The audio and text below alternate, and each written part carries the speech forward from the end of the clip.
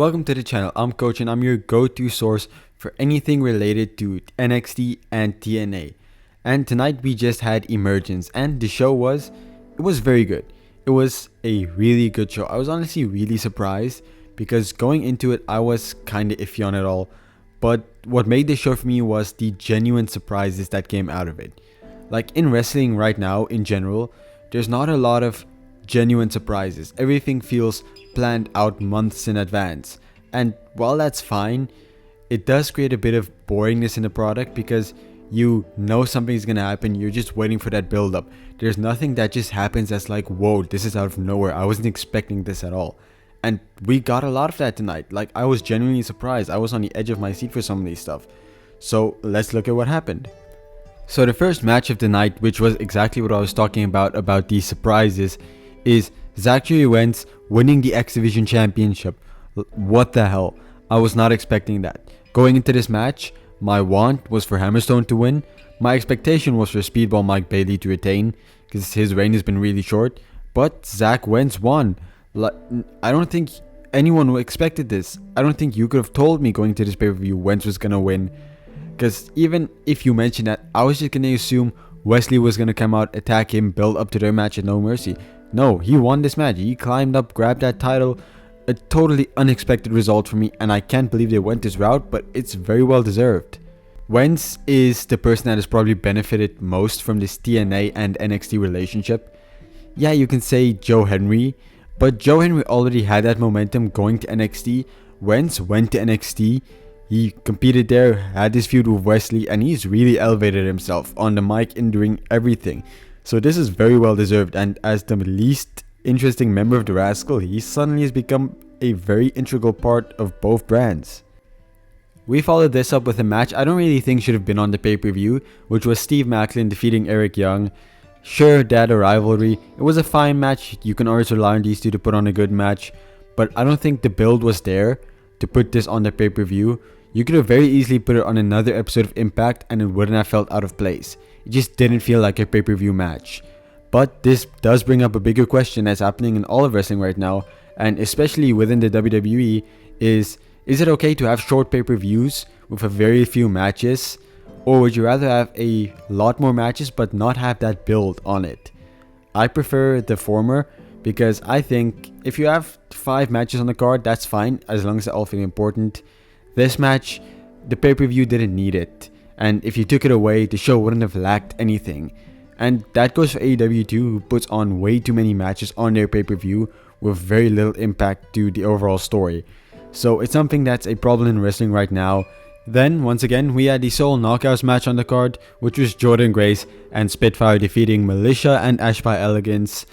Again, a match I wasn't excited for, probably the match I was least looking forward to on the card, because I don't know, they just combined two stories that has been going on for a very long time. It's way overdone and put it into this match. I think if you just put that hardcore match with Jordynne Grace and Ash by Elegance in this place, it would have been a lot better and a lot more enjoyable because that match overachieved a lot and was so good. This match was just honestly to get Jordynne Grace on the card. It didn't need to be here. Regardless, once again, the right outcome. I don't know who's going to challenge Jordynne Grace next. We're probably going to see Spitfire win those Knockouts Tag Team Championships. Regardless, we definitely need to switch up the Knockouts division. It is dead AF. Then we had the Tag Team Championships being defended. ABC defended their belts against First Class with their newest member, Casey Navarro. Now, if you remember when this X Division qualifier match happened, I really wanted to see more of this guy. And again, he did very good tonight. But where was the build to him joining?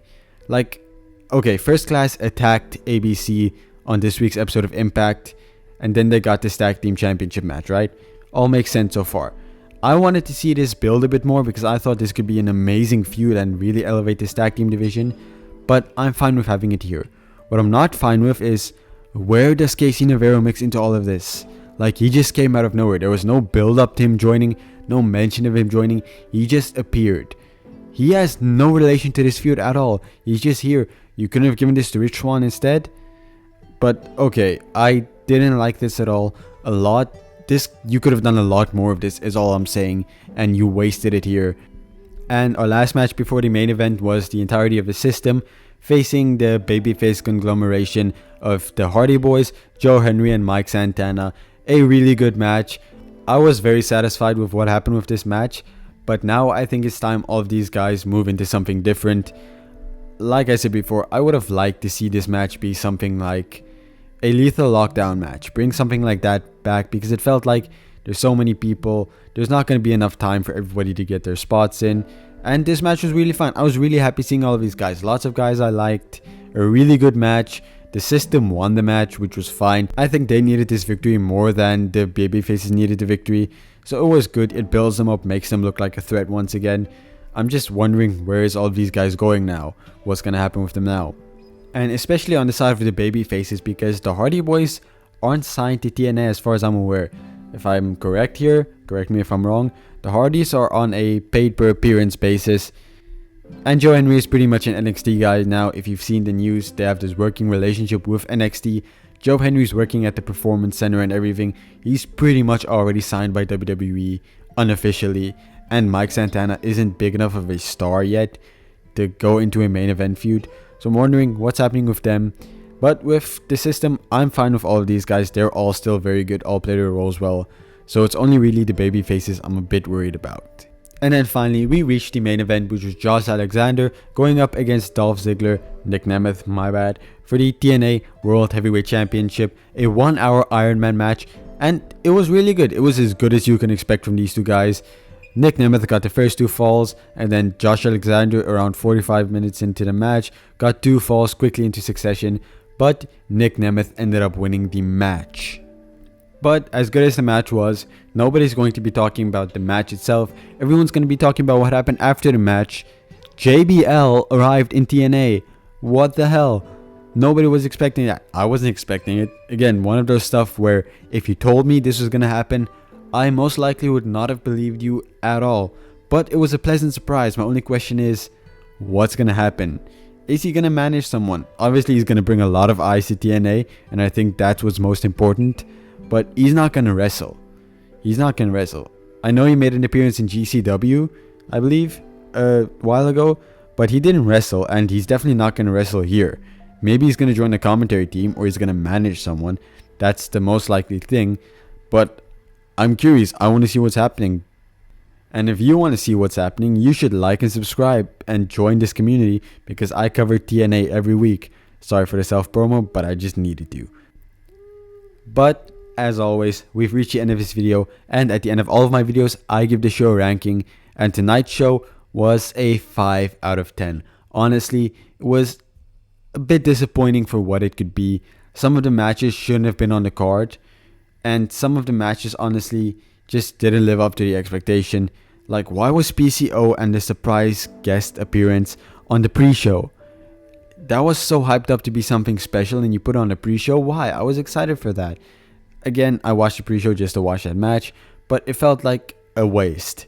And like Steve Macklin and Eric Young shouldn't have been on the card. The 6-woman tag team match shouldn't have been on the card. First Class versus ABC shouldn't have been on the card tonight. You could have replaced those with other stuff. But the surprises definitely made out for those problems. JBL appearing and Zachary Wentz winning the championship. Genuine, actual surprises that nobody expected, which was very good. But I also want to apologize to everybody for this review being a bit late. I had a very busy Saturday, so I couldn't get the video out as soon as I wanted. But do not be afraid. The No Mercy review will be out immediately after the show is done. So like and subscribe if you'd like to see that. And thank you guys for watching. I love all of you. Have a good night, day, wherever you are. I hope you're enjoying yourself, and see you soon.